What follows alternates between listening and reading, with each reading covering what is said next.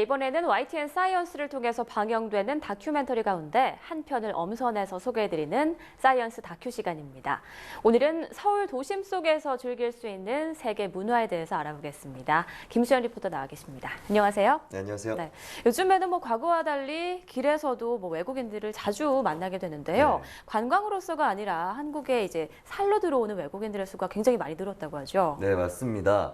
매년 유학생을 비롯해서 외국인 노동자, 결혼 이민자들이 늘어나서 올 1월 기준으로 한국에서 살고 있는 외국인은 약 145만 명이나 되는데요.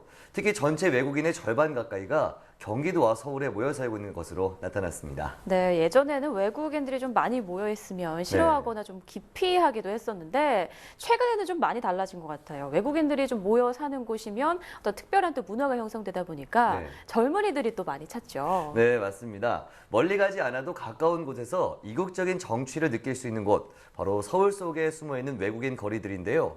외국인들의 독특한 문화가 가득한 이태원에서부터 아직은 낯선 나라인 티벳의 문화를 경험할 수 있는 종로까지 도심 속에서 즐기는 세계 여행, 지금 함께 보시죠.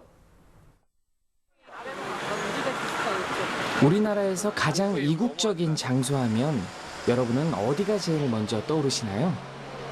바로 다국적 문화의 메카라 할 수 있는 이태원이겠죠. 이태원에서도 요즘 주목을 받고 있는 곳은 바로 이슬람 거리인데요. 베이커리에서 식당, 종교 전문 서점까지 이슬람권 문화가 곳곳에 들어찬 이 거리에는 동남아시아, 중동, 터키를 포함한 무슬림들의 향취를 깊숙이 느낄 수 있는 곳이죠.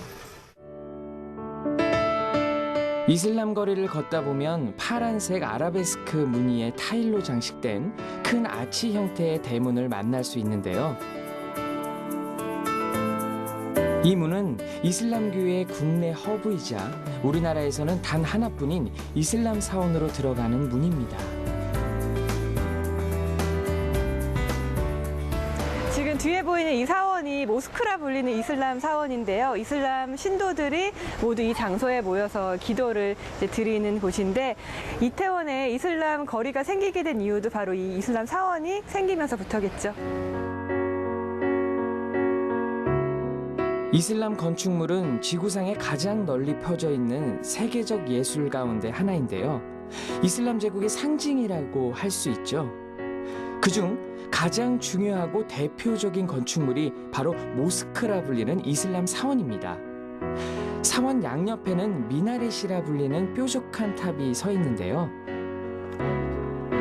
아랍어로 등대를 뜻하는 미나렛은 과거에는 신자들에게 예배 시간을 알려주는 곳이었고 또 여행자가 길을 잃지 않도록 안내하는 역할도 했다고 합니다.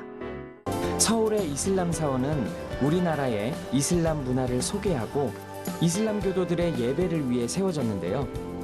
60년대 말부터 시작된 석유가 폭등과 중동 건설의 붐이 일었을 때 정부가 이태원의 땅을 기증하면서 만들어진 것이죠. 90년대 후반부터는 파키스탄, 인도네시아 등지에서 산업연수생과 외국인 근로자들이 본격적으로 우리나라를 찾기 시작했고 이곳 이슬람 사원으로 몰려들었는데요. 이태원에 큰 변화를 불러온 이슬람 거리는 바로 그렇게 형성된 것입니다. 예배당에 울려 퍼지는 이 소리는 예배의 시작을 알리는 것인데요. 이슬람교의 창시자인 무함마드가 무슬림의 5가지 의무 중 첫 번째 의무인 예배 시간을 알리기 위해 대천사 가브리엘의 지시를 듣고 사람의 목소리를 사용했다고 합니다. 무슬림은 이렇게 한 방향을 향해 예배를 드리는데요. 예배당 중앙에 위치한 이슬람의 메카, 미흐라브를 향하는 것입니다. 무슬림은 예배를 하기 전 몸을 깨끗이 씻는 것부터 시작하는데요.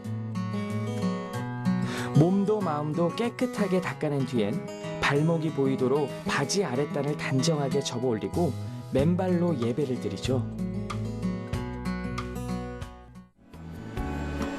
인간이 살아가는 가장 높은 곳에 위치한 세상의 끝, 티벳은 오염되지 않는 아름다운 자연과 순수함을 잃지 않는 곳으로 배낭 여행객들이 가장 꿈꾸는 여행지이기도 합니다. 커다란 붉은색 기둥 모양의 마니차가 중앙에 경건하게 놓인 이곳은 우리나라의 유일한 티벳 음식점으로 그들의 전통 음식과 유목민들의 삶을 조금은 엿볼 수 있는 곳이죠.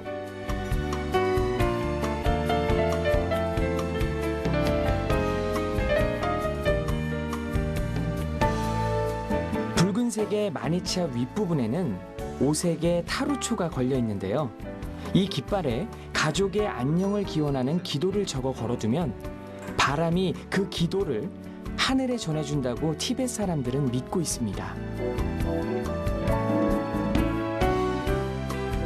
마니차는 티벳의 거리에서 흔하게 볼 수 있는 원통형의 법구인데요.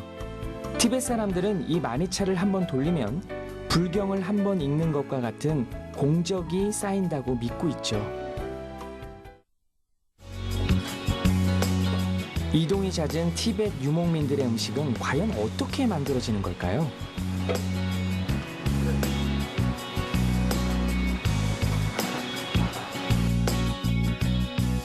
아침에 일어났을 때 마시는 뜨거운 버터차는 속을 든든하게 해주는데요. 버터차는 건조하고 추운 고산지대에 사는 티벳 사람들에게는 없어서는 안 될 주요한 에너지 공급원입니다. 만드는 방법은 아주 간단한데요.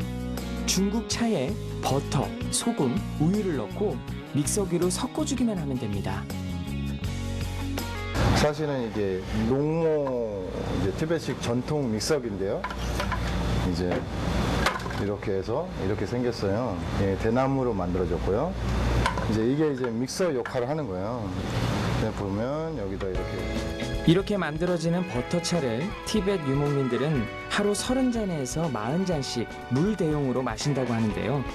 혹독한 날씨를 견디는 지혜가 바로 이 차 안에 숨어 있는 것 같습니다. 이것은 볶은 보리가루를 뜻하는 짬바인데요. 버터차와 함께 티벳 사람들에게는 빼놓을 수 없는 중요한 주식이죠. 유목 생활을 주로 하는 북쪽 음식답게 만드는 방법이 정말 간단했는데요. 이렇게 짬바와 버터차를 한데 섞어주고요.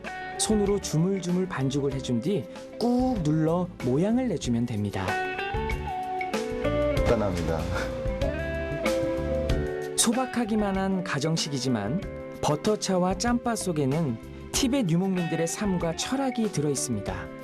문화는 그 나라의 음식, 맛있는 음식이 돼야 되겠지만 그래도 그거보다는 나는 고기의 냄새와 고기의 향을 느낄 수 있는데 문화는 음식이라고 이제 남고 또 이제 그 역할을 계속 제가 이제 하기 위해서는 많이 노력을 해야 되고 또 그렇게 남았으면 하는 바람이 있어요. 네.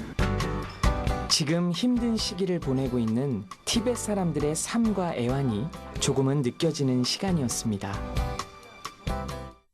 네, 이렇게 가까운 서울에 완전히 또 새로운 분위기의 거리들이 있었네요. 사실 뭐 이태원은 많이 가봤는데 네. 그 티벳의 문화와 음식을 느낄 수 있었던 곳이 굉장히 인상적이었어요. 네. 꼭 한번 가봐야겠습니다. 또 오늘 화면을 통해서 소개된 말고도 어떤 곳이 있나요?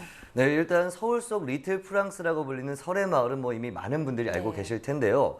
이 밖에도 동대문 창신동에는 네팔 거리가 형성돼 있고요. 동부 이촌동은요, 국내에서 일본인들이 가장 많이 모여서 살고 있다고 해서 리틀 도쿄라는 별명도 갖고 있습니다. 또 해화동에는 매주 일요일마다 필리핀 마켓이 열리고요.